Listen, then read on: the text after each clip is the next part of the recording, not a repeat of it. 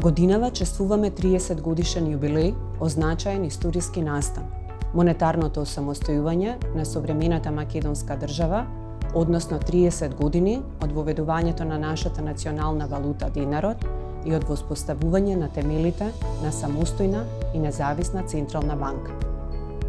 Овие 3 декади значат големи вложувања, посветеност, одговорност и професионализам од страна на Народната банка со цел успешно справување со бројните кризни епизоди и историски премрежја со кои се соочивме.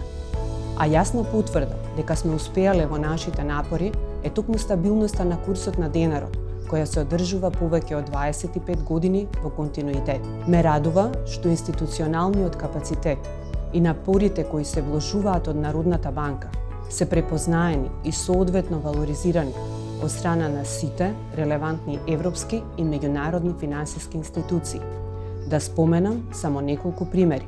Веќе неколку години наназад Европската комисија во своите годишни извештаи за напредокот на економијата во делот на монетарната политика констатира напредно ниво на усогласеност со европското законодавство, а впрочем, монетарната политика има и највисока оценка од сите сегменти кои се оценуваат. Минатата година Европската комисија донесе одлука дека нашата банкарска регулатива и супервизија се еквивалентни на европските и не стави на листата на која се вклучени само 26 земји во светот.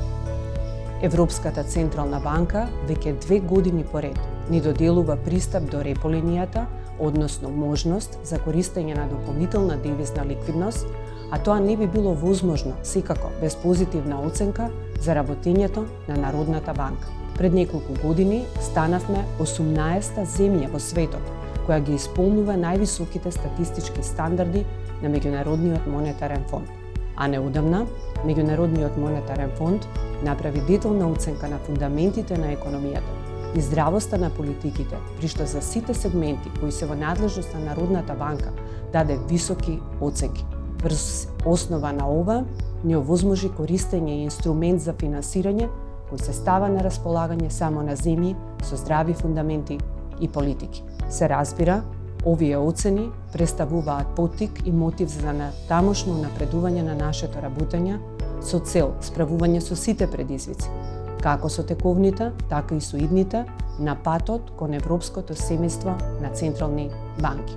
Факт е дека речиси од почетокот на мојот мандат како гувернер, нашата економија, како впрочем и глобалната економија, се соочува со повеќе шокови од досега невидени размери. Пандемијата, енергетската криза и за жал на сето ова се надоврзува и војната во Украина. И не само што овие шокови се од невиден размер, туку траат исклучително долг период и нивното дејство се кумулира. Функциите на Народната банка допираат до животите на секој еден од нас. Оттаму, одговорноста е исклучително голема.